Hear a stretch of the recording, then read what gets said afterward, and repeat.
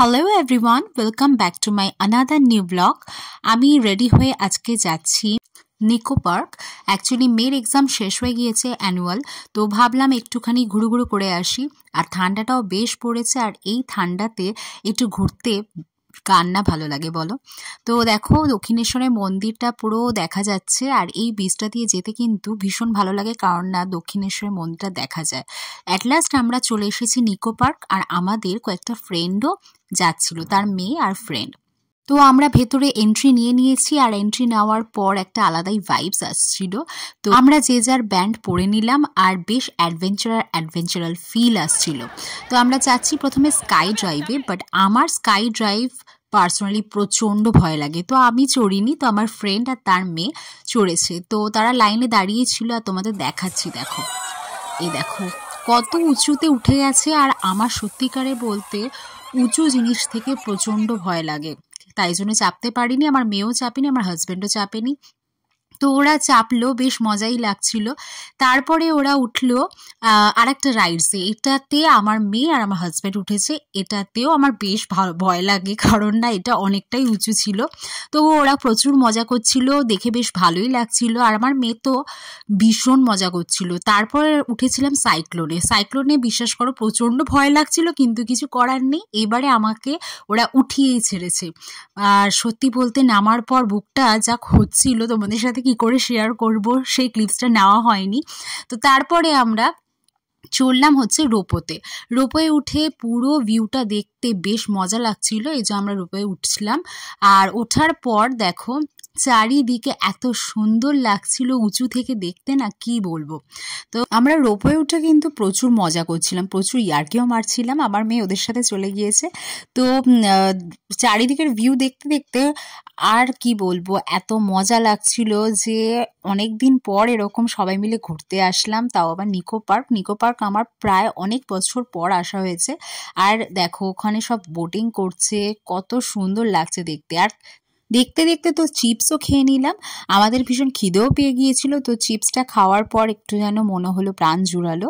তো তারপরে নেমে আমরা আইসক্রিম খেলাম, যে যার ফেভারিট ফ্লেভার নিয়ে নিয়েছে। আর আইসক্রিমটা কিন্তু দারুণ ছিল। আইসক্রিম খাওয়ার পর আমরা করলাম বোটিংয়েও বিশাল মস্তি হচ্ছিল।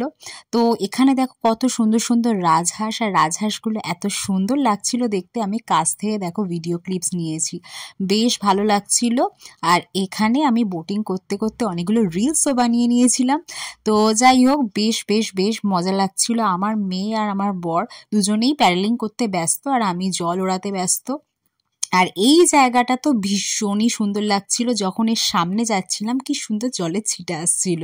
তারপরে আমরা এটাতে গেলাম, এটা একটা মিরর টাইপের ছিল, যেখানে মানে ভুলভুলাইয়ার মতো মিররে ধাঁধা লেগে যাচ্ছিল যে কোথা দিয়ে বেরোবো, কোথা দিয়ে ঢুকবো, এরকম একটা ব্যাপার হচ্ছিল। তো সেটাতেও আমরা প্রচুর ভাবে মজা করেছি। এর ভেতরে দেখতেই পাচ্ছ কতটা ভয়ানক ছিল ভেতরটা, আয়না দিয়ে ভরা, বাট আমরা রাস্তা খুঁজে পাচ্ছিলাম না। এটা একটা আলাদাই মজা লাগছিল। তো যাই হোক, বেরোনোর পর আমরা ঠিক করলাম যে আমরা আর একটা রাইডসে উঠবো। তো সেখানেও দেখি প্রচুর লাইন, মানে প্রচুর লাইনে দাঁড়াতেই আমাদের টাইম মানে চলে গিয়েছে।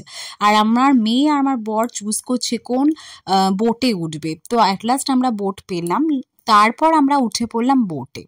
এই জায়গাটা কিন্তু সত্যি আমার খুবই ভালো লেগেছে, মানে এই রাইডসটা চড়তে আমার ভীষণ ভালো লেগেছে, কারণ এর ভেতরে মানে ভীষণ ভালো ভালো জিনিস আছে, যেগুলো বাচ্চাদের অনেকই মানে অ্যাট্রাক্ট করবে। তো এই দেখো আমরা ভেতরে যাচ্ছি, আর ভেতরে যেতে যেতে ভাবছি এর ভেতরে আমরা কি দেখতে পারবো। এর ভেতরে অনেক কিছু ছিল, সত্যি বলতে বেশ কালারফুল ছিল, লাইটিং ছিল, আর এর মধ্যে আগ্নেয় লাভা ছিল দেখো।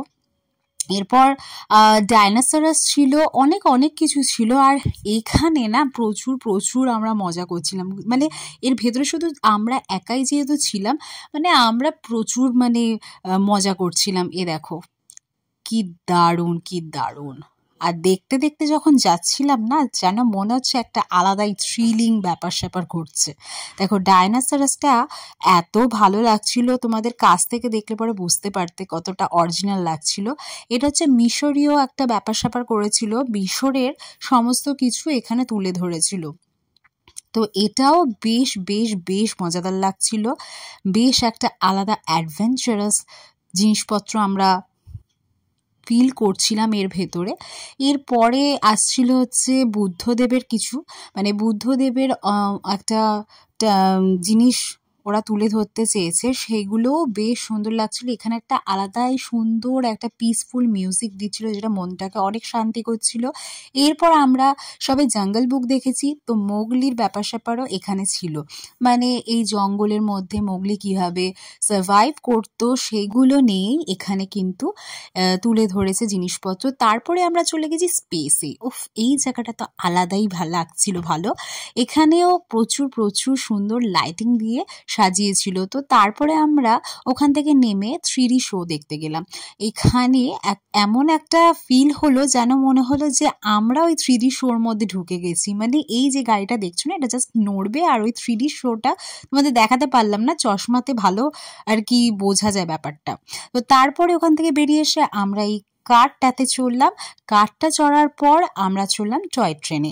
টয় ট্রেনটা লাস্ট রাইড ছিল আমাদের, যেহেতু সন্ধে হয়ে যাচ্ছিল, বাড়িও ফিরতে হবে, আর এখন যেহেতু শীতকাল তাড়াতাড়ি সন্ধে হয়ে যায়, তো আমরা ঠিক করলাম টয় ট্রেনটা লাস্ট রাইড রাখবো।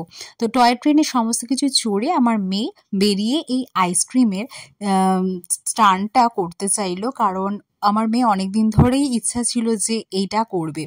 তো যাই হোক, এখানেও বেশ মজা হচ্ছিল, মানে আমরা সারাদিন মজা করতেই থেকেছি। তো ও দেখো আইসক্রিমটা কিছুতেই নিতে পারছিল না, ও প্রচণ্ড নার্ভাস হয়ে গিয়েছিল, আমি আইসক্রিমটা কি আদৌ পাবো নাকি আঙ্কেল আমার হাত থেকে এরকমভাবে আইসক্রিমটা নিতে থাকবে। তো আমার দিকে তাকিয়ে এরকমভাবে মুখটা ইমোশনাল করে বলছিল যে আমার আইসক্রিমটা কখন পাবো মা।